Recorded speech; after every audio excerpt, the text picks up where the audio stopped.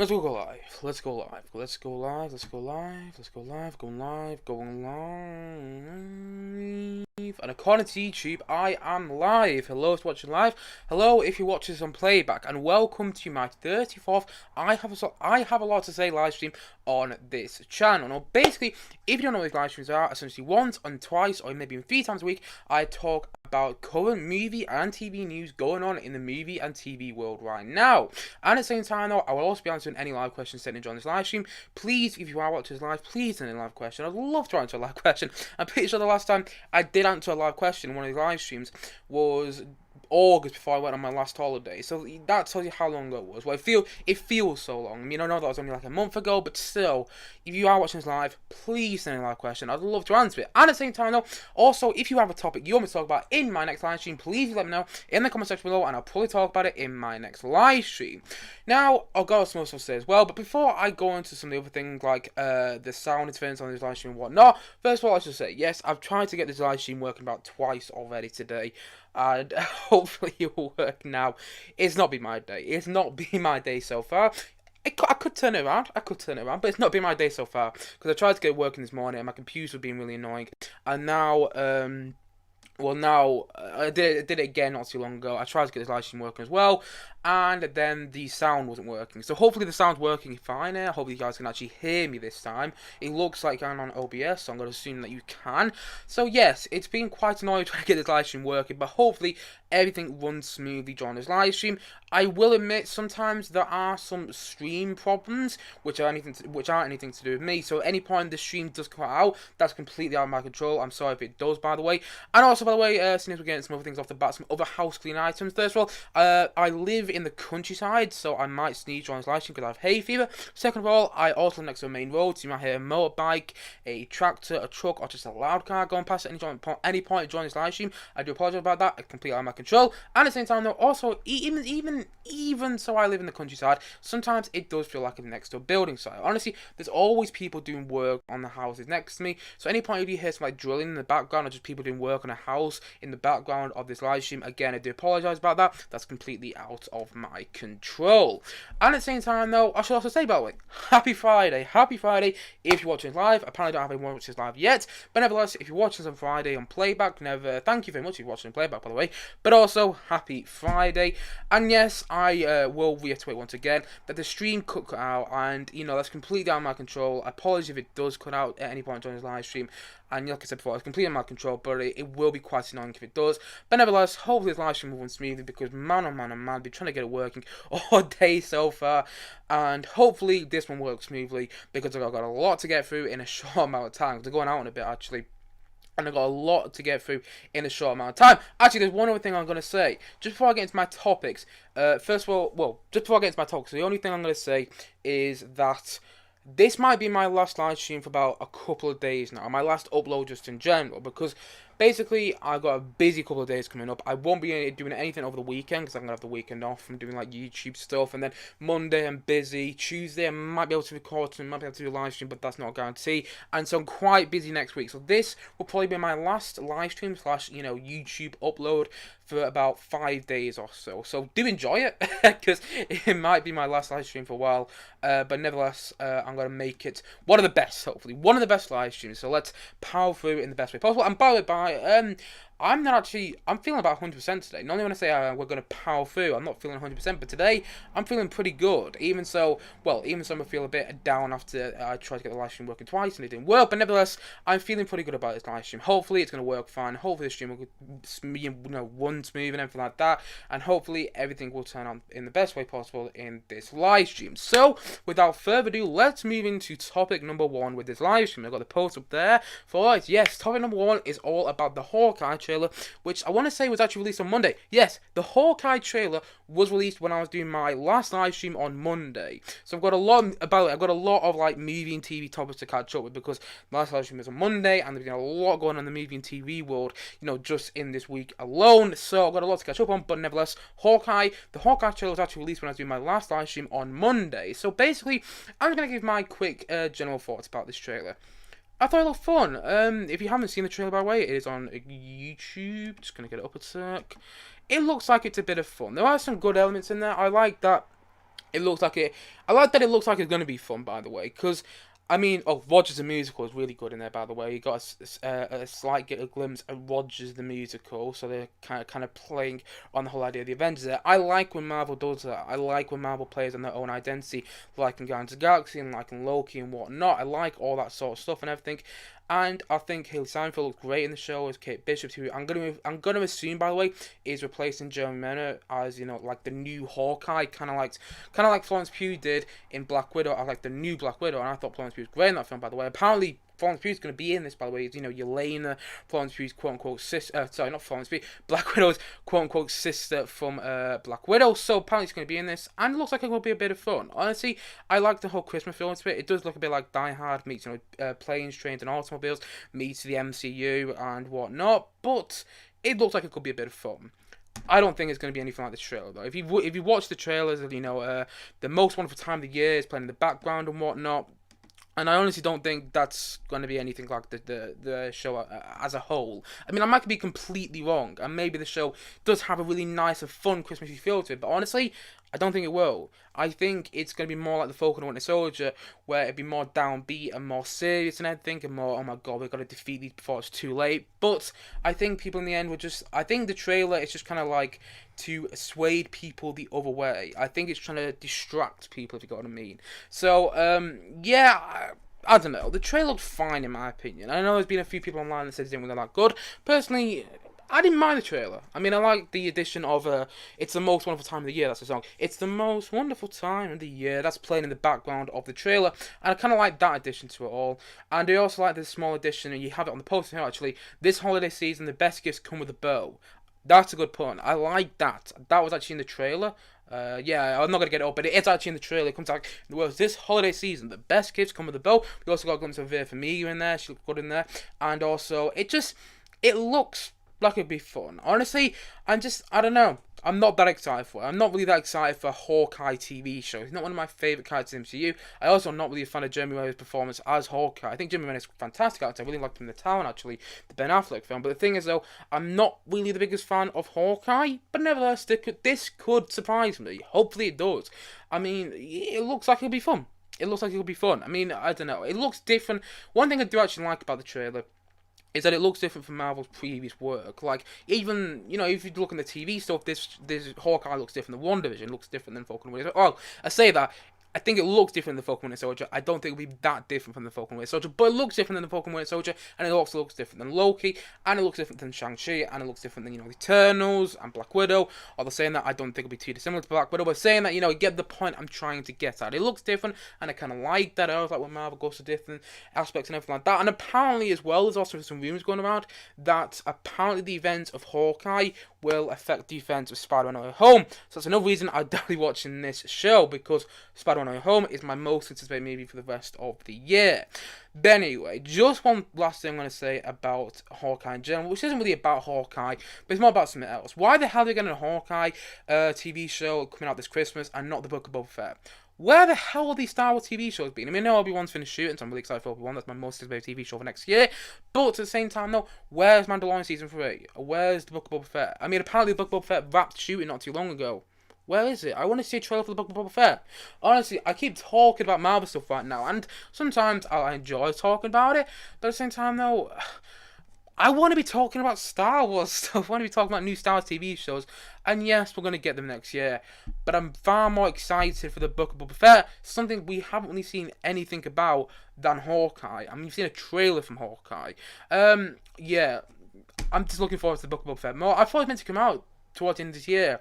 And is it going to come out around the same time as Hawkeye then? Because I thought, you know, the Book of Boba Fett was actually meant to come out this year, you know, the Boba Fett spin-off show.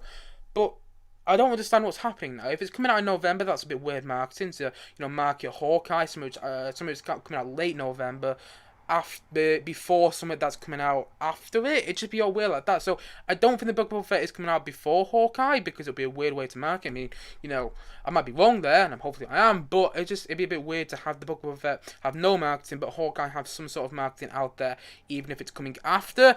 But at the same time, though, I don't know. I'm just where's the trailer for the book of Boba Fett? Where is the trailer for the book of Boba Fett? I can't even speak in these lashes.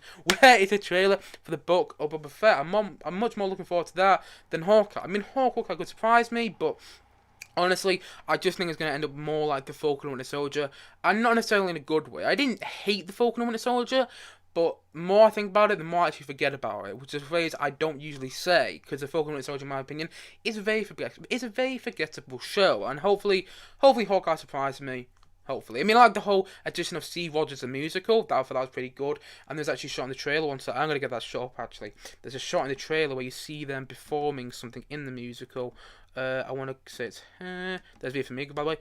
Yeah, there's Steve Rogers, the musical. You've got Thor there. You have Loki there. You've got Hulk there. Apparently Black Widow's up there. Iron Man probably is about somewhere. And then obviously there's Steve Rogers, a.k.a. Captain America. I like that addition. I like when Marvel does that. I like it. It reminded me a bit of the Crocodile Loki in the Loki TV show, which I was a huge fan of, by the way. So I like when Marvel plays with their own identity, but I don't think Hawkeye can be anything brilliant. But I hope I'm proven wrong. And so that is the end of topic number 1 on this live stream today. Ooh, I'm going through this really fast. I'm going like fire. Ooh. But anyway, without further ado, let's move into topic number 2 for today. And topic number 2 today is all about Venom 2, or aka Venom Let There Be Carnage. A film I talk about far more on this channel than I really expected to. Honestly, I'm really not that excited for Venom 2. I could take it or leave it. But the reason I'm intrigued in it is because of Andy Serkis. And if you don't know who Andy Serkis is, he's Gollum in Lord of the Rings and the Hobbit films. And at the same time, though, he's also Caesar in the most recent Planet of the Apes films, which I liked quite a lot. And he's also playing Alfred in the new Batman movie coming out March 2022 next year. And at the same time, though, he's been in loads of other stuff. He's a huge actor. He's very famous for his motion capture work. He's also been in directing in the past. So I've only seen one of his directional debuts before, which was Mowgli: Legend of the Jungle, the Netflix film, which is kind of like a darker take on the whole Jungle Book story. And I didn't mind Mowgli, but it didn't really impress me at the same time, I've got to admit. But nevertheless, I did think it was well made. And basically, this is Andy Serkis' new film that he is directing, Venom Let There Be Carnage. It's a sequel to 2018 Venom, which came out, well, in 2018, there you go. Yeah, sometimes my brain goes all over the place on this live stream, but nevertheless. Anyway, basically, a couple of days ago, the early reactions for Venom Let There Be Carnage was released online. And people are praising the film. But before I get onto these early reactions, I'm just going to say this. People who are praising the film are the people who also loved the first Venom film. And I didn't. And if you did, I'm really happy for you. I'm jealous because I wanted to love that film. But I didn't. I found it actually quite boring to watch in parts. So, nevertheless, I am taking these early reactions with a grain of salt. But I do want to cover them anyway for a specific reason that you'll probably guess pretty shortly after I start talking about these early reactions. So, without further ado, let's jump onto Google a sec. This is all coming from Screen Rant. The first fan reactions for Venom Let There Be Carnage are in, and they're overwhelmingly positive. So, if we come down here, Venom Let There Be Carnage is a frenzied mix of buddy movie romance, Venom and Eddie, and horror. It wastes no time in getting down to business and not relent. Hardy is on fire and Harrelson is Carnage. I'm very excited to see Woody Harrelson as Carnage, by the way. But anyway, do not miss the post-credit scene. Ooh, what's going to happen in that? Oh, let's go down here to another reaction. I was lucky enough to be among the first to finally get to see Venom Let There Be Carnage. I adored it. The first Venom is my favourite of the modern MCU films. It's not an MCU film, but, you know, it's easy to get mixed up, I'm not going to lie. And Venom makes all the smart next steps, telling a very human and very beautiful story for Eddie Brock. Venom Let There Be Carnage is going to be a beautiful story. I'll believe it when I see it. I'm not going to lie there. I'm not buying that person. Well, let's move down here. Venom fan first. Oh my god. OMG, should I say. OMG. This film was amazing, keeping my promise to Tom Hardy, though you'll get no spoiler from me. All I can say is, watch Venom October 15th. And I probably will be, by the way. The biggest strength of Venom Let There Be Carnage is his frantic pacing, can't even pronounce that word, frantic pacing and exhilarating action. Matching the kinetic energy from Tom Hardy has has with himself. Woody Harrelson is relishing as Carnage and is perfect for the role. Oh my god, stay for the credits. Can you see what I wanted to talk about the early reactions there? I'll talk about the post-credits scene more in a sec, what I think it's going to be. But anyway, here's one last early reaction that I'm going to talk about. Now, in my whole life, I've never seen a whole movie theatre react as loud as they did to the Venom 2 end credit scene Sony delivered. So, let's have a quick conversation there. What do you think the post-credit scene is going to be? Well, there's two types of Spider-Man movies coming out this year. We have Venom, which I'm talking about now, and there's another Spider-Man movie, which I'm very excited for, coming out this Christmas. I think that is what the post-credit scene is going to be. Now, I haven't read anything online. I don't know. Okay, I swear, I promise you, I don't know what happens in the post-credit scene of this film.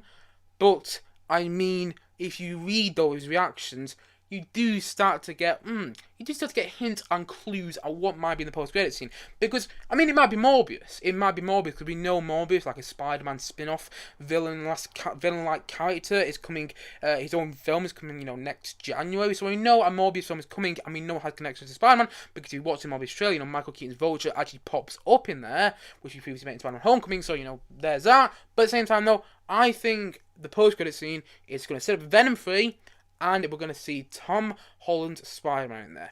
Pure speculation, I don't know, but I think that's what's going to happen. Because people are going, it's insane, and people want to see Tom Holland's Spider-Man fight Tom Hardy's Venom. We saw Spider-Man v Venom in Spider-Man 3, but how long ago was that? 2007, and it wasn't the same. That was Tom Maguire's Spider-Man v Tom Maguire's Venom. And I think people want to see this more because they're building up Venom. Bear in mind, they didn't do Venom 2 like Venom v Spider-Man. No, they did Venom 2, Venom Let There Be Carnage. So I think they're building up the match between Venom and Spider-Man. Now, I don't think Venom will be in Spider-Man No Home. I mean, I could be wrong, but I don't think he will be because bear in mind, Spider-Man Home is reintroducing all these characters. It's reintroducing Alfred Molina's Doc Ock. It's reintroducing, Jamie Foxx's Electro and whatnot. And I do think if you put Tom Hardy's Venom in there, it'd be a bit like, oh, we're going to be doing all this? Like, okay, you're having all these characters coming back from, like, previous installments of Spider-Man, but now you're putting Tom Hardy's Venom in there as well. It just feel a bit claustrophobic, I'm not going to lie. It just might feel a bit messy, and I don't think it'll have the same impact Sony want. I think Sony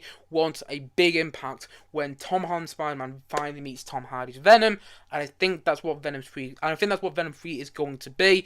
Like, it'd be something like, I don't know, titled Venom, Venom v Spidey, something like that. And I imagine that's what Venom 3 is going to be. And I imagine Tom Holland already knows that, by the way. But I think that's what the post-credit scene is going to be. I think the post-credit scene, and I don't really know how they'll do it, but it's going to hint at something to do with Tom Holland's Spider-Man. Maybe he's in the post-credit scene. I don't know. Maybe that's what people are going, all insane about and cheering in the theatre when they saw the post-credit scene.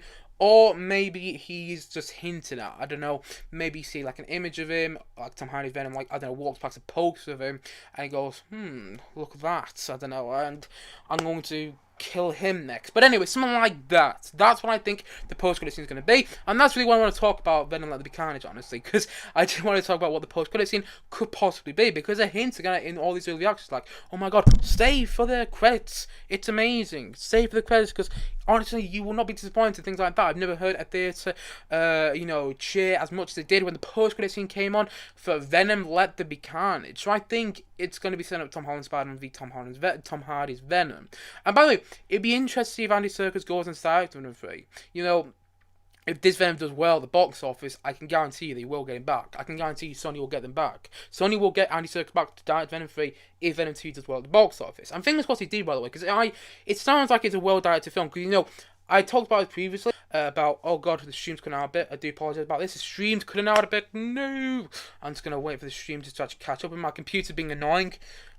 Yes, okay, it's caught with me now. Sorry, my computer was just being a bit slow there. But yes, I think that if Venom 2 does well, I think that they will get I think Andy Serkis will come back for Venom 3 because, bear in mind, Andy Serkis, that was what I was saying before. I forgot my train of thought before. Yes, back onto the train of thought. The whole thing to do before, like I spoke about this film, that I'm going to have a 90-minute runtime.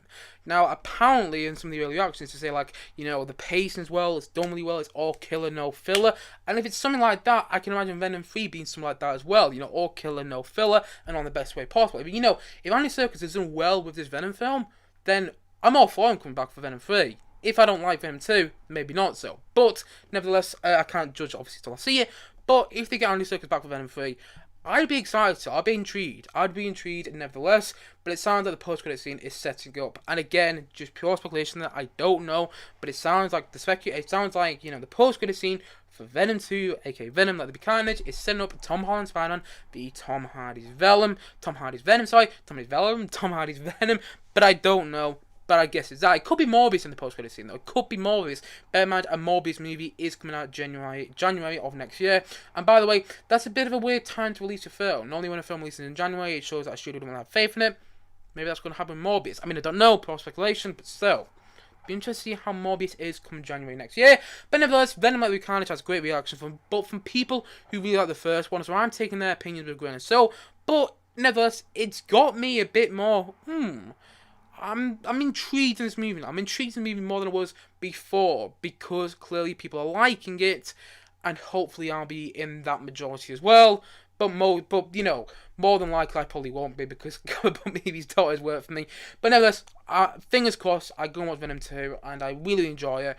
And fingers crossed it delivers on what it set out to do. And fingers crossed it's all killing, all filler. And fingers crossed it's a really well directed movie. And fingers crossed Andy Serkis did a great direction with it. So fingers crossed I really, really like this movie. And so that is the end of topic number 2 on this live stream for today. So without further ado, let's move into topic number 3 today. And topic number 3 is all about Steven Spielberg's West Side Story and the official trailer that was released for it a couple of days ago. Now again, I'm catching up on things on this live stream that I've missed in the past week or so, because there's been a bunch that's been going on, but I just haven't had time to do a live stream, by the way. I've been so busy, but nevertheless, I'm here now, and I'm talking about the official trailer for West Side Story, the remake of West Side Story, which has been directed by Steven Spielberg, probably my favourite film director ever. Not my favourite film director, actually, he's one of my favourite film directors, actually. He's one of my favourite film directors, and he's directing his remake of West Side Story, which is coming out this Christmas. It even says there, December the 10th. And by the way, they pushed up the release a bit there.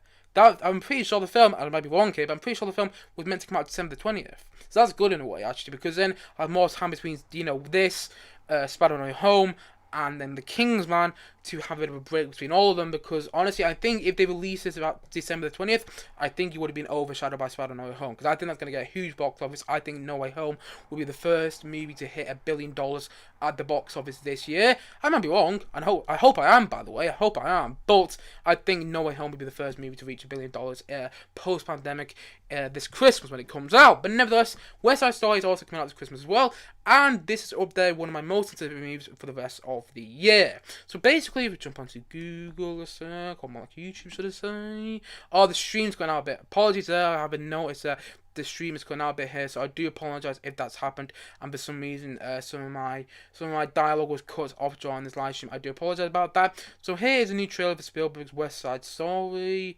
It looks great, by the way. I'm really liking the look of the whole trailer and things. Like the cinematography looks great. It looks like it's a film that takes place in the 1960s, which is always something I'm impressed by. I mean, just look at that one long shot, by the way. So you have just this. This is so Spielberg-esque. Just making sure you guys can see it. Oh yeah, just making sure. Look at just that one long shot. This is so Spielberg-esque to have that one long take that just carries on as what's it called? Maria, is it Maria? Yeah, Maria, the main character from West Side Story, walks into the ballroom or whatnot, and you see all the people dancing there. I mean, the choreography looks great, by the way. Angela Elgort, who I'm a fan of from Baby Driver, is there as well as the main Tony. That's his name. Tony is the protagonist of the film. Well, essentially the main male character. I'm not sure. I suppose Maria and Tony are both quite key characters in there. I suppose they're kind of both the protagonists of the film. But nevertheless, the whole look of it just looks like 1960s all around. I mean, I really like the look of it. I think that looks really, really good in there. I think Rachel Zegler, who's obviously a new and upcoming star, she's going to be in the new Shazam film, by the way. She's playing Maria in this film, and she looks like she's playing it really well. I did see something that was really funny, actually. One sec. If we just jump back onto here, I'm not talking about Venom anymore. There's a little article here on the side where it says, West Side Story trailer hides that Spielberg movie is a musical. Not entirely sure how it does that, okay? Because the opening part of the trailer is Maria singing. I'm sorry, if that doesn't indicate to you that that's a musical, what does? That's like me watching, I don't know, the trailer for Last Night in Soho and going, I'm not sure that's a horror movie or not. Or Dune and going, is that a sci-fi movie? Not sure. I mean, it's in the opening, seconds of the trailer that this is going to be a musical. I don't understand, some people's comments and trailers nowadays. I swear people just want to get clicks nowadays and say, oh, it doesn't look like a musical, it doesn't look like whatnot and everything. And I didn't understand what they were going on about there, because this movie does like a musical. And honestly, I have faith in Spielberg of this. I have faith in Spielberg because I was watching the original West Side Story, which I personally think is a musical masterpiece. I was watching it thinking, if anyone could remake this, I think it'll be Steven Spielberg. I think he could make it really well. And even if the remake is just as good as the original, or it's still good but not as good as the original, but still so good, then I'll be happy about it. Because, in the end, most remakes, in my opinion, have been quite bad over the past decade. I didn't really like the Lion King remake. It was really fun. The Aladdin remake, the Dumbo remake was actually really disappointing because it's from Tim Burton. I really wanted to like the Dumbo remake, but then I was just coming out thinking that was rubbish, to be honest. At the same time, though, I never watched the Mulan remake, but I heard it wasn't meant to be that good. Was another remake though? I'm sure there was another remake that wasn't meant to be that bad. Cruella, I suppose, was a remake, and I do think Cruella's actually done pretty well. I enjoyed Cruella, but the majority of remakes nowadays don't really work. Because, well, the remakes and the originals are classics, and yes, what the original West Side Story is undoubtedly a musical classic, but I do think that Steven Spielberg could remake it. I think he's the only director that could remake this film, because I've heard interviews about how, or read articles, so to say, about how Spielberg absolutely adores the original West Side Story. And, if anyone can remake it, then I always thought, oh, well, if he adores it, then I think he's got a lot of faith in his own ideas with this film. I mean, this is all pure speculation, and maybe the film is absolutely terrible, but still, I would love to see Spielberg's just take on this film and everything. And even if I don't like it, I know it's going to be well directed. I know it's going to have a 1960 feel to it, which, the first one does. And I know the set piece is going to be fantastic. And it looks great from the trailer. I mean, it may be rubbish, but I think if it is rubbish, the trailer is doing a good job of hiding that. I'm not going to lie, because I think this film could be great. I think it even could be an Oscar contender come Oscars 2021, but we'll have to wait and see. But I really like the trailer. I think the trailer really delivered. I don't understand people who say it doesn't like a musical. Okay, that doesn't make any sense at all. Because also, if you know West Side Story, it's definitely a musical. It's essentially Romeo and Juliet, but a bit later on. But nevertheless, I don't understand people who say it's not a musical, because it clearly is in the trailer. And I think that the trailer looks great. It looks like it's going to be proper Spielberg in a great way, in my opinion. And it also looks like it's going to be a great film as well. Maybe even an Oscar contender. Just the look of the trailer looks absolutely fantastic, in my opinion. And I'm really looking forward to seeing this film. It's definitely one of my most anticipated movies for the year. And I'll definitely probably go and see it on... Actually, I'll probably go and see it on an opening night. But, yeah, I think Spielberg will do a good job with it. And the trailer is going to be more excited. I'm not tremendously excited for this film, but I'm a bit more excited now with that second trailer, because it looks like Spielberg could really be delivering on the goods with this film. And so that is the end of topic number 3 for today. But before I jump into topic number 4, I'm going to have a quick drink.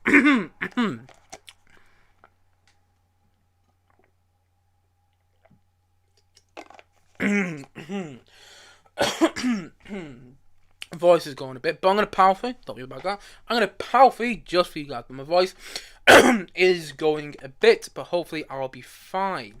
So without further ado, let's move into topic number 4 on this live stream for today. And topic number 4 is again my thoughts on a trailer which was actually released. I think it was actually released today, so I'm kind of caught up with this one. So topic number 4 is all about the trailer for Nightmare Alley, the new Guillermo del Toro film. Now, if you don't know Guillermo del Toro is, he previously acted the original Hellboy movies back in 2006 and 2008, I want to say. I might be wrong there. And at the same time, though, he also directed Pan's Labyrinth, which I've seen and I liked quite a lot, actually. I think Pan's Labyrinth is a brilliant film. Quite a sad film, but a brilliant film. He also directed The Shape of Water back in 2017, which won Best Picture back then. And at the same time, he's directed loads of other films as well. He's a great director. I haven't actually seen enough of his films, but I have seen Pan's Labyrinth, which I really like. I've seen it a couple of times, Pan's Labyrinth, actually. And I'm looking forward to this film because it's Guillermo del Toro. So naturally, that's why I'm going to watch this film. So basically, this is what the trailer is. So just give me a sec to jump onto Google here. Bear with Nightmare Alley. So the trailer looks very Guillermo del Toro-esque, which is why I'm looking forward to it, because I think Guillermo del Toro is actually a really good director. I think he's got a distinctive visual style. I also think his set piece is absolutely fantastic. And then you have like Bradley Cooper in this film. There's Bradley Cooper there. You've got Willem Dafoe in there. You've got, Kate Blanchett, Rooney Mara, Ron Perlman. Great cast as Rooney Mara. And Bradley Cooper and Rooney Mara, they're together there in this trailer. There's Willem Dafoe. Yeah, I mean, the set pieces, there's Toni Collette as well. Toni Collette's in there. I mean, just look at these set pieces. It's very Guillermo del Toro-esque, and in a really good way, in my opinion. And honestly, this got me intrigued in the film. Kate Blanchett's also in, like I said. Willem Dafoe looks great in there. The set piece looks fantastic, even if we jump onto Collider here.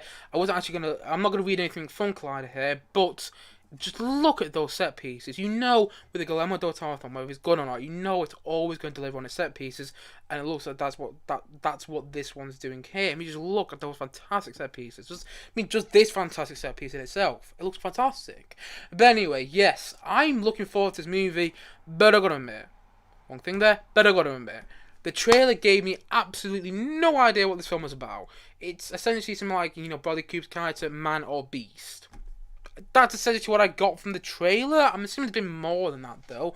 But it looks good. It looks like a film I want to see in the cinema, which is always good when you get from a trailer. Sometimes you watch a trailer and go, I can take it or leave that while I watch it in the cinema. I'll probably go and watch it, but I probably will eventually watch it, but I can take it or leave it, whether I watch it at a cinema, but I want to watch Nightmare Alley at a cinema. I want to watch Nightmare Alley at a cinema. I mean, just look at that fantastic cast, like I said before. Bradley Cooper, Kate Blanchett, Toni Collette, Willem Dafoe, Richard Jenkins, Rooney Mara, Ron Perlman, and just that's a great cast in itself. And I'm looking forward to it. By the way, little reunion from Hellboy there, isn't it? I haven't seen Hellboy actually, because I've got it on my shelf up there. I've just never watched it, but I need to check that out actually before I see the film, because there's a little Hellboy reunion going there between Guillermo del Toro and Ron Perlman. And I really like Pan's Labyrinth. So if this is anything like Pan's Labyrinth in terms of its aesthetic, that's the word, aesthetic, I couldn't pronounce it there, in terms of its aesthetic, the set pieces and what's not, I really dig it. But at the same time though, I have absolutely no idea what this film is about. I've heard it's a remake. I might be wrong there. I've heard it's a remake of another film called the same name. So I haven't watched the original. Maybe I will before I see the film, or maybe I'll do it the other way around. Actually, maybe I'll watch this one before I see the original. But nevertheless, I've heard it's a remake. But I think Guillermo del Toro will add his own touch in there. And by the way, I don't really mind about remakes actually happening as long as they're good. And fingers crossed this one is. Fingers crossed this one's good as well. Kind of goes on back onto my last topic, was all about West Side Story. Hopefully the remake is good, and hopefully this version of Nightmare Alley delivers. I really like the cast. I like the look of the trailer. I just wish it gave me more of an idea of what this film is actually about. It looks great. I just don't have a clue what it's about. Oh well, hopefully I'll get an idea of it. When's it meant to come out? I don't know when it's meant to come out. I think it's meant to come out later this year, which is good, by the way. Less time we have to wait for this film, because I actually really want to see it in the cinema. But nevertheless, I just don't know what it's about. I wish I knew what it was about more. And maybe they'll release an official trailer later on in the upcoming months, which kind of gives us more of an idea what this film is actually about. But for now, I think it was good. I think it was a good teaser trailer. And hopefully if the film delivers, because I think Guillermo del Toro is a fantastic director. Even obviously seen one of his films, but I've seen that film about 5 times, by the way. I've seen Pan's Labyrinth about 5 times. But nevertheless, hopefully this film delivers, and hopefully Guillermo del Toro delivers once again, like he did in Pan's Labyrinth for me. And hopefully it might be an Oscar contender. Bear in mind, Guillermo del Toro is an Oscar winner with The Shape of Water, which won Best Picture. So bear in mind, this film could be a Best Picture contender. I'd be interested to see if it is. But anyway, that is the end of topic number 3 for today. No! Is that topic number 3 or topic number 4? One sec, just going to check it. No, it's topic number 4 today. That is the end of topic number 4 on this live from today. I like the look of the Nightmare Alley trailer. I don't really know what it's about. But fingers crossed it delivers when it comes out later on this year. And so that's the end of topic number 4 on this live stream for today. So without further ado, let's move into topic number 5. And topic number 5 is all about Denis Villeneuve and his comments on Marvel movies. So yet again, like Scorsese, another director has made his comments about Marvel movies at the moment and the way they affect in cinemas. Like James Gunn made comments, by the way, about comic book movies not too long ago, and I actually covered one of them. I actually covered that topic on this live stream, well, not on this live stream, but on live streams on one of my live streams back a couple of months ago. And no one really talked about James Gunn comments on comic book movies. James Gunn said he finds them mostly boring, but no one talked about that. The fact that James Gunn, a director of comic book movies, a director which had the Suicide Squad coming out pretty soon, was saying that he finds most comic book movies, boring. And no one really talked about that. But as soon as Denis Villeneuve makes his comments about Marvel movies, there's all these fans of Marvel movies going, "Oh my god, I'm never going to watch a Denis Villeneuve movie again. How could he say that?" And let's see what he said before I give my own opinion on what he's actually said and whether fans should be annoyed or not. Personally, I don't think they should be, but I'll have a bit more to say about that later on once you've read his comments. So this is coming from Owlk here. Denis Villeneuve criticised Marvel movies. They are cut and paste of others. Villeneuve, the genius filmmaker behind movies such as Prisoners, Sicario, Arrival, and Blade Runner 2049, is currently promoting his latest film, Dune. That's important to remember. He's promoting Dune. That's important, by the way. During his interview with Spanish newspaper El Mundo, the Canadian filmmaker was asked about his artistic relevance of tentpole cinema or movies made on massive budgets. Villeneuve said the problem is in this case seems to be with Marvel movies, which are just the cut and paste version of earlier films. Perhaps the problem, this is a quote from Denis Villeneuve, perhaps the problem is that we are in front of too many Marvel movies that are nothing more than a cut and paste of others. Perhaps these types of movies have turned us all into zombies a bit. And then he goes on to say, but big and expansive movies of great value, there are many today. I don't feel capable of being pessimistic at all. So that's what he basically said about Marvel movies. Just to reiterate again, perhaps the problem is that we are in front of too many Marvel movies that are nothing more than a cut and paste of others. Perhaps these types of movies have turned us all into zombies. So here is my opinion on what Denis Villeneuve is saying. And by the way, he's a fantastic filmmaker. And I understand what he's saying. And I actually partially agree with it. But I've got to disagree with one thing he does say. He shouldn't have said that, the audience who watch these Marvel movies are zombies. I don't like the majority of Marvel movies. There's a few which I do like, but the majority of Marvel movies I don't like. But if you do, I'm always really happy for you. I'm always really happy when someone likes a movie more than I do. But the thing is, though, I'm not going to go out there and call Marvel fans zombies. I'm not going to say they're zombies. They like films in the end. They like films which give them, which make them smile, which make them laugh, which make them cry, which, give them something to talk about. And that's great. They're not zombies in that way, though.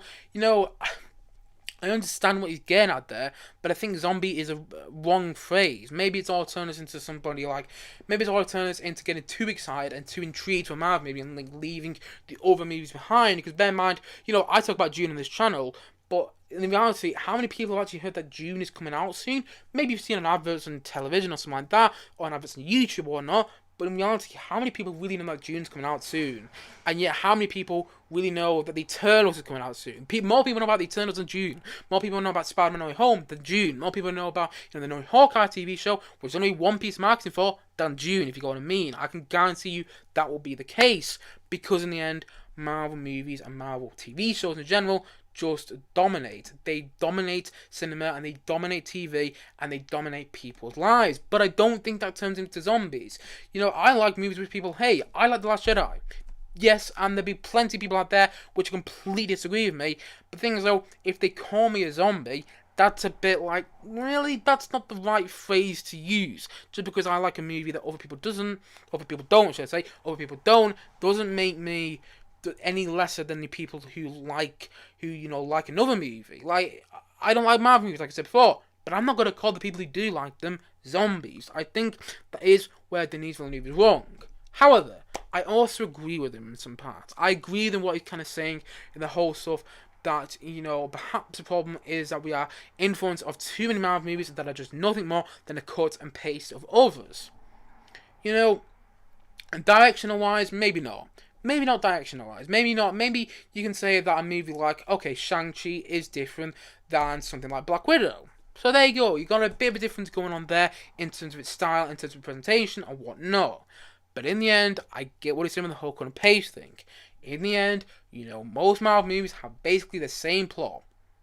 They do. Most comic movies, most superhero movies have the same plot. There's a good guy or group of good guys, and then they have to go and do something good. They have to go and defeat the bad guy, and on the way, the bad guy defeats them the first time, but then they all really team. They have to really do something really good again, or the good guy gets better. Whether it's just the one protagonist or whatnot, and then eventually the one protagonist or the group of good guys that we will be following have to, in the end, defeat that one bad guy, and they manage to do so just before it's too late. I've just been thinking of the plot for Guardians of the Galaxy in my head, but I've also described the plot for what? Black Widow, I've described the plot for Captain Marvel, I've described the plot for, I've described the plot for most comic movies, you get what I'm saying. I've described the plot for Shang-Chi as well. And so, in the end, I get what he's saying. Yes, it might look different on the outside, but in the end, the plots are all cut and paste in the end.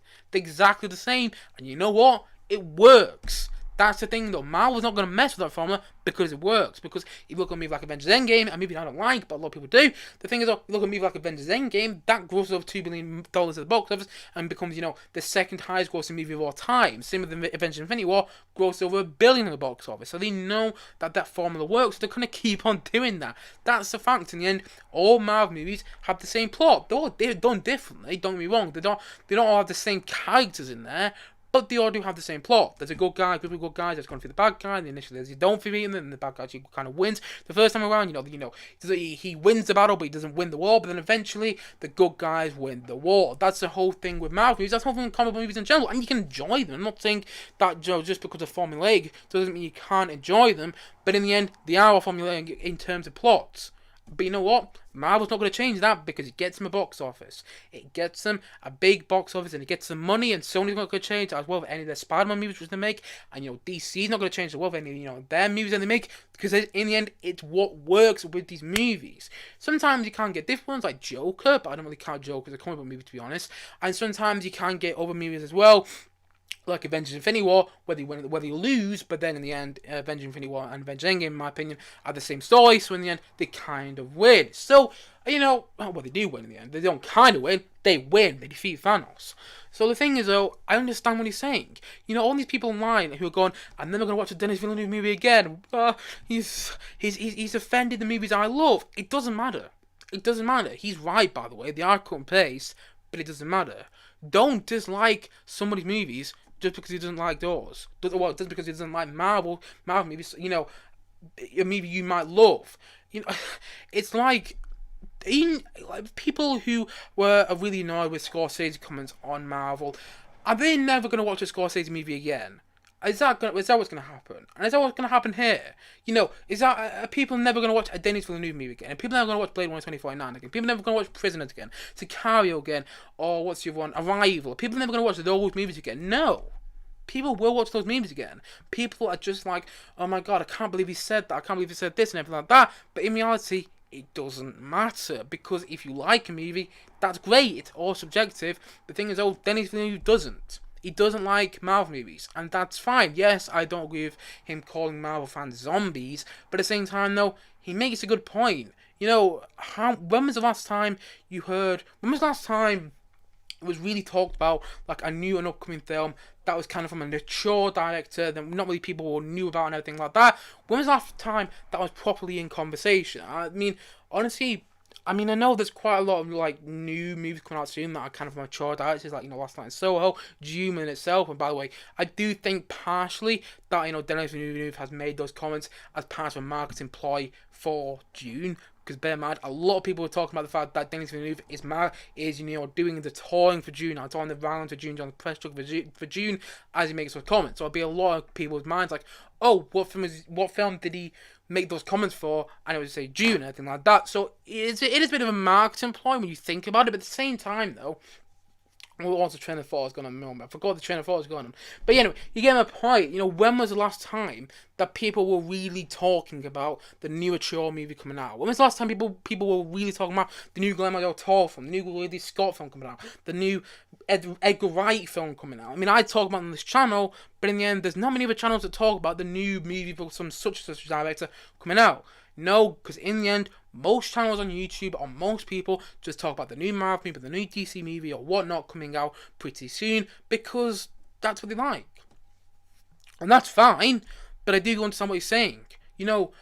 all these other movies that aren't Marvel movies or aren't DC movies get lost behind the others. And so, pardon me there.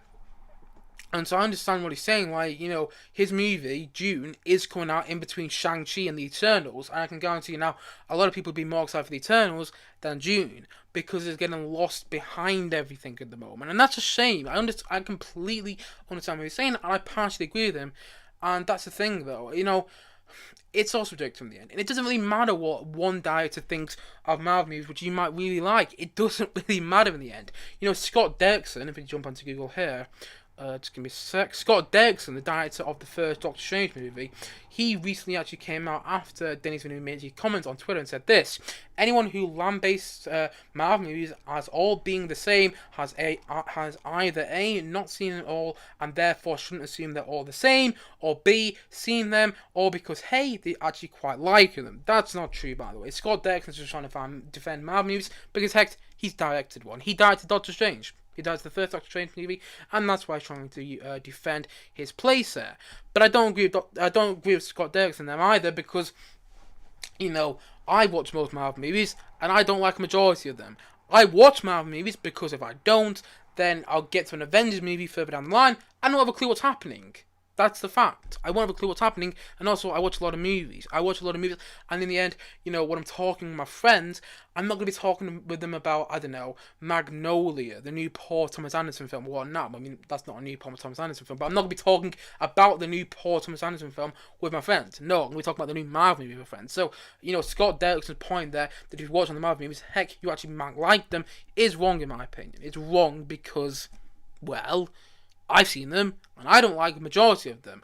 And in the end, I watch them because if I don't watch them, I feel like out of the conversation because so many people talk about Marvel movies. And that's coming back to the point here. They get lost in all these other movies coming out. All these other Shaw movies coming out. All these other, I can guarantee you most people won't be talking about Nightmare Alley in the upcoming months. They might talk about it today because the trailers come out, but Nightmare Alley will get lost behind all these other Marvel movies and all the other marketing for Spider-Man No Home or whatnot, and that'll be a shame. Because even so I'm really looking forward to Spider-Man No Home, I'm a bit of a hypocrite, even so I'm really looking forward to Spider-Man No Home, it's my most favorite movie for the rest of the year, and honestly the more marketing we get about that film, the more I'll talk about it.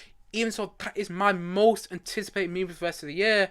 I've also got to admit that every other movie that comes out before that is going to get lost in all its marketing. It's going to get lost behind it. West Side Story won't make enough money because more people will be excited about No Way Home. Nightmare Alley, I can guarantee you will not get a huge box office. I don't think Dune will either, and that's a shame because I think Dune will bomb and we won't get the second Dune movie, which is the same. But nevertheless, get the point I'm trying to make. All these movies from mature directors like Last Duel from Ridley Scott, Last Night in Soho from Edgar Wright, Dune from Denis Villeneuve, you also have, Nightmare Alley from Guillermo del Toro, and so on and so on and so on, West Side Story from Spielberg, are all going to get lost behind the Eternals, behind Hawkeye TV show, behind Spider-Man No Home, and what-not.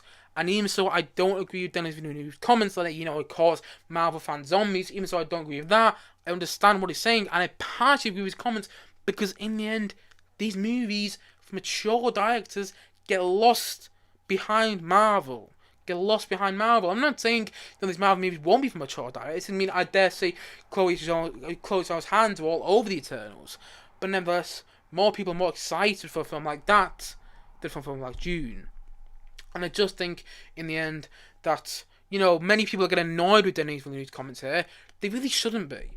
They really shouldn't be getting annoyed with these comments, because in the end, people over time, they're still going to go back and rewatch a Scorsese film. He's made some bad comments about cinema, so has Francis Ford Coppola. But no one's now going to go and go out, oh nah, Francis Ford Coppola made some bad comments about Marvel movies. I'm never watching The Godfather again. Of course people are going to watch The Godfather again, even so Francis Ford Coppola, called Marvel movies despicable. Of course people are going to go watch The Godfather and Apocalypse Now.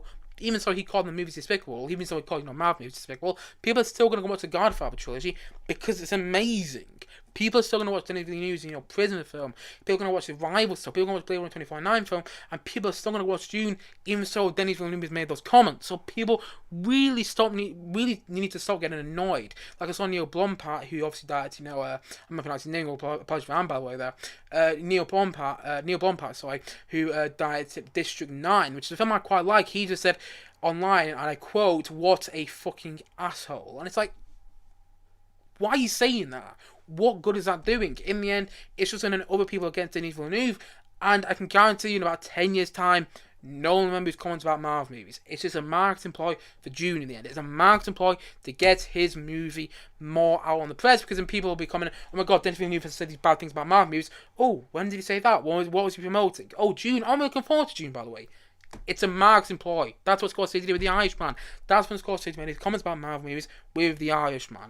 But anyway, give him a point there. I partially agree with Denis Villeneuve. I don't agree with the point that he should... They called, Marvel fans zombies, because they're not in the end. They're not zombies. They're like a different form of cinema that maybe he grew up with, but it doesn't make them zombies.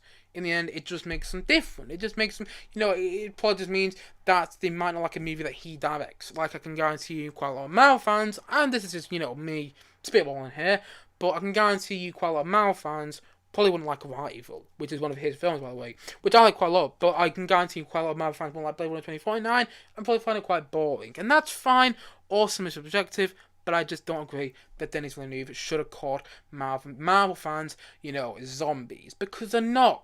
They just like different movies than he does. And in the end, I do agree with what he's saying. Marvel movies get, other mature movies from mature directors get lost behind the Marvel movies, but nevertheless, in the end, Marvel movies dominate cinema. They just do. They dominate cinema, and it's great if you like them, but you've got to admit, they are cut and paste. They are formulaic in terms of plot. Maybe not in terms of presentation and visual presentation and whatnot, but they are cut and paste in terms of plot. Cut and paste in terms of plot. They are. Think about it. They are. But anyway, that is the end of topic number 5 for this live stream today. I think it's topic number 5. I'm not entirely sure. Yeah, it's topic number 5 on this live stream for today. I think it is. I'm not entirely sure myself. But anyway, that is the end of topic number 5 on this live stream. I partially agree with Denis Villeneuve's comments, but in the end, it doesn't really matter. No one's going to remember his comments about 10 years' time, and people, regardless of what they say, will still go watch his movies, because in the end, he's a big director working in Hollywood, and in the end, most people aren't going to know who Denis Villeneuve is, even if they watch a movie by him. Most people probably won't know who directed Prisoners. Most people won't know who directed Sicario, and so on and so on and so on. So I think people who are like, I'm never going to watch another Denis Villeneuve movie again, are just lying, to be honest. But hey, I'll have to wait and see. Maybe 10 years down the line, people will remember these comments as a big turning point for the film industry, but I don't think that'll happen, by the way. But nevertheless, it could. But anyway, that's the end of topic number 5 on this live stream for today. So that leaves me by 6th and final main topic for today, and that is all about Christopher Nolan. Now, Christopher Nolan, if you don't know already, and if you don't know who Christopher Nolan is, you might be living under a rock, by the way. But if you don't know who Christopher Nolan is, essentially he is probably one of the, if not the most famous director working today. Honestly, he's directed such movies as the Dark Knight trilogy. He directed The Prestige. He directed Inception. Interstellar, he also did Dunkirk as well. I've done Dunkirk quite a lot, and he also most recently did Tenet, which got a lot of controversy, by the way, because he came out during the pandemic when cinema was trying to get back to normal, and in the end, a lot of people felt confused by the film, but nevertheless, it was it was talked about quite a lot when Tenet came out. But anyway, basically, Christopher Nolan got annoyed with Warner Bros. Not too long ago when Warner Bros. Announced that they were doing their day in, day out streaming thing. So basically, all the Warner Bros. Movies come out for the rest of 21, so like the Mini-Six of Newark, the Suicide Squad, and Dune as well, are all having their films released on HBO Max and in cinemas on the same day, which is automatically, it just does, automatically going to affect the box office of those movies, because now people have the option to watch them at home. It's no secret why Shang-Chi got a better box office than Black Widow. I think it did anyway. It's no secret why Free Guy did really well at the cinemas, because they were theatrical exclusive.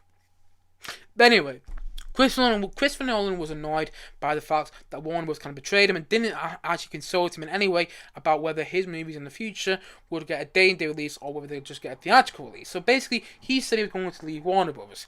And now he's moved on to Universal, another big film studios. Again, if you don't know who Universal is, you're living under a rock. So let's jump onto Google here. This is coming from the Hollywood Reporter. Very reliable source, by the way, because, well, it's called The Hollywood Reporter. Christopher Nolan's next movie lands at Universal. The film centers on World War II scientist J. Robert Oppenheimer. And that's Christopher Nolan in an interview, by the way. So, Christopher Nolan... Insomnia have been released by Warner Brothers, save for The Prestige, which was destroyed. Right, sorry about that. I had a little trailer going on there. Hate hate when websites do that. But anyway, let's move on with the article. Christopher Nolan is moving to Universal for his next movie. The Hollywood Reporter has confirmed. After the director shopped the project around Hollywood, Universal has landed Nolan's upcoming film, which is about World War II scientist J. Robert Oppenheimer, who is considered one of the fathers of the atom bomb. Sony, Paramount, and Nolan's longtime home, Warner Brothers, were said to be talking about the project with the filmmaker as well.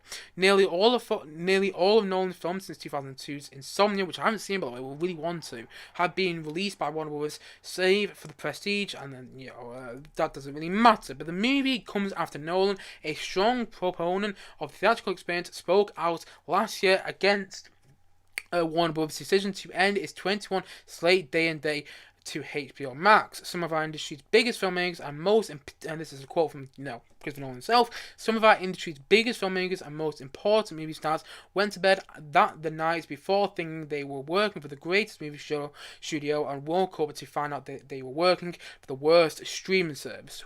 Ooh, that's a bit of a burn, they're not going to lie. The worst streaming service.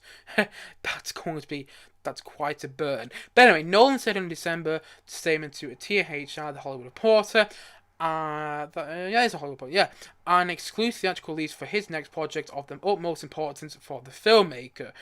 And then he goes on to say about...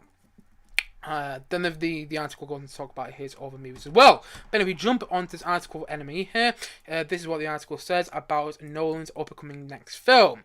In light of his public departure from Warner Bros., the details under which Nolan's next film with Universal must be released have been revealed. And by the way, these demands are quite incredible. Honestly, you're going to be really surprised. It was announced that the prolific filmmaker made the leap from Warner Bros. To Universal earlier this week after the former had made the controversial decision to release their 21 film slate simultaneously on streaming service HBO Max. The director's next film centers around the story of J. Robert Oppenheimer involvement of the development of the atom bomb. According to Deadline, the film will begin production in early 2022 with Peaky Blinders star Cillian Murphy rumored to be involved. And by the way, I don't know anything at all, but I can guarantee you now, Cillian Murphy will definitely be involved in some sort of way. I can guarantee he definitely will be, because he's worked with Christopher Nolan quite a few times in the past. The Dark Knight trilogy, Dunkirk, Inception, and so on and so on and so on. So anyway, I can guarantee you now that I'll be shocked if Cillian Murphy was not in this movie, by the way. I'd be shocked if he was not in this movie. But anyway, it has now also been revealed by sources, as reported by the Hollywood Reporter, that Nolan has asked for total creative control, 20% of first dollar gross, and a blackout period from the studio where the company would not release another movie 3 weeks before or 3 weeks after its release. Wow. Okay, let's read on a bit here. Notably, the filmmaker has also demanded around a 100-day theatrical window, according to sources. It's believed that Universal was the only studio able to meet all the demands, beating off strong competition from Apple Studios and Paramount for the new partnership. So, he's just got all these demands. Like, he got total control over the film, 20% of the first dollar gross, and a blackout period from the studio where the company would not release another movie 3 weeks before the film or 3 weeks after his film came out. And at the same time, though, the filmmaker also demanded a 100-day theatrical release. Just think about those demands. I mean, wow. Christopher Nolan, I think, is probably the only director who could probably get these demands.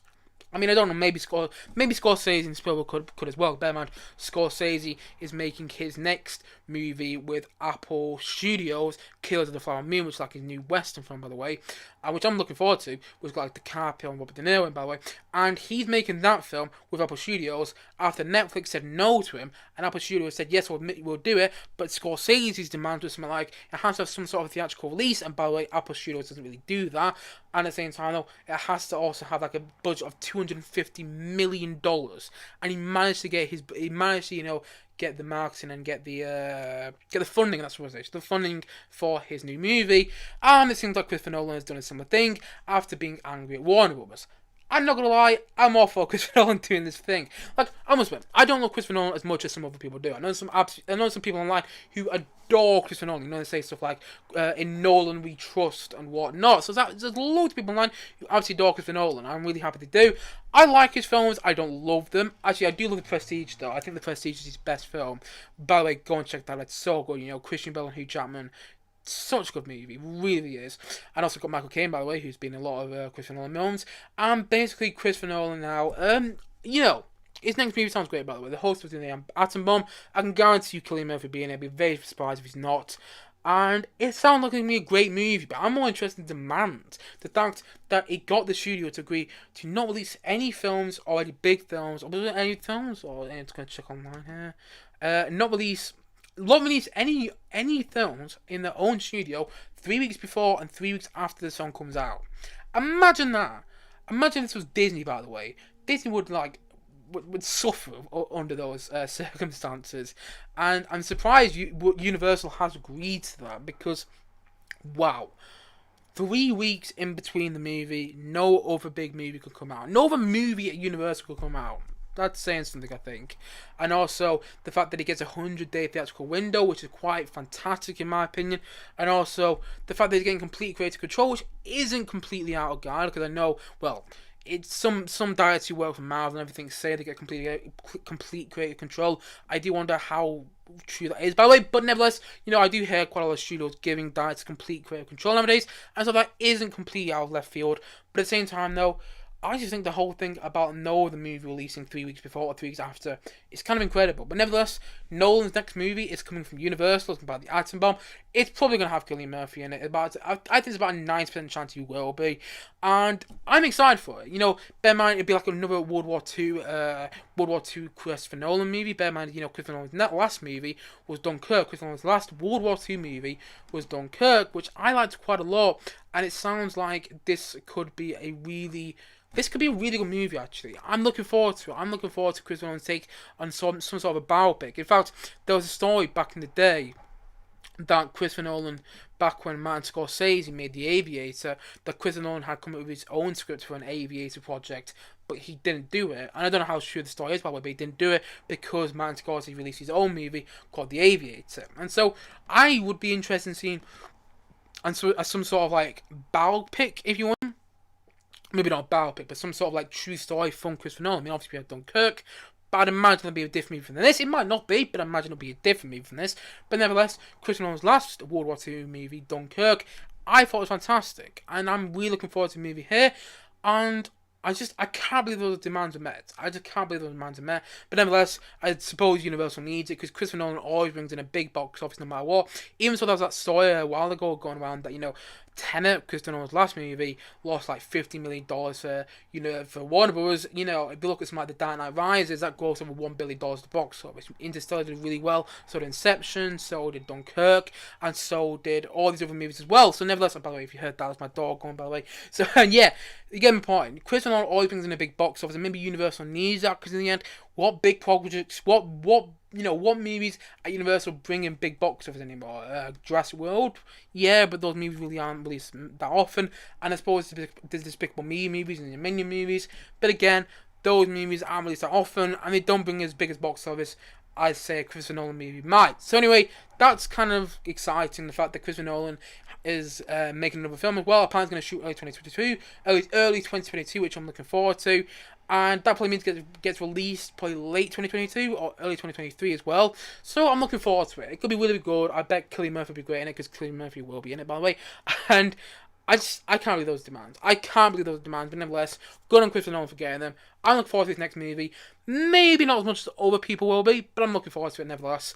And I'm surprised he got those demands, but it'd be interesting to see what his first movie at Universal will be like come, let's say, late 2022 or early 2023 when we finally see his movie.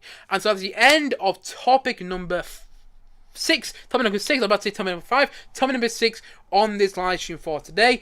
And that's the end of all the topics I've talked about on this live stream. That's the end of this live stream. Actually, I have to wrap things up pretty quickly because I've got a bunch of stuff to do. So, as always, thank you for watching if you're watching this live. And also, if you're watching this on playback, thank you as always for watching. And at the same time, though, remember, if you have a topic you want me to talk about in my next live stream, please do let me know in the comment section below. I love to hear somebody recommend a topic to me to talk about in my next live stream. And by the way, yeah, again, to reiterate, my next live stream probably won't be till next Wednesday now because I'm quite busy. But nevertheless, look forward to that whenever it comes out. So look forward to many more both film and TV's conversions on this channel. And also, if you do have a topic you want me to talk about in my next live stream, please let me know in the comment section below.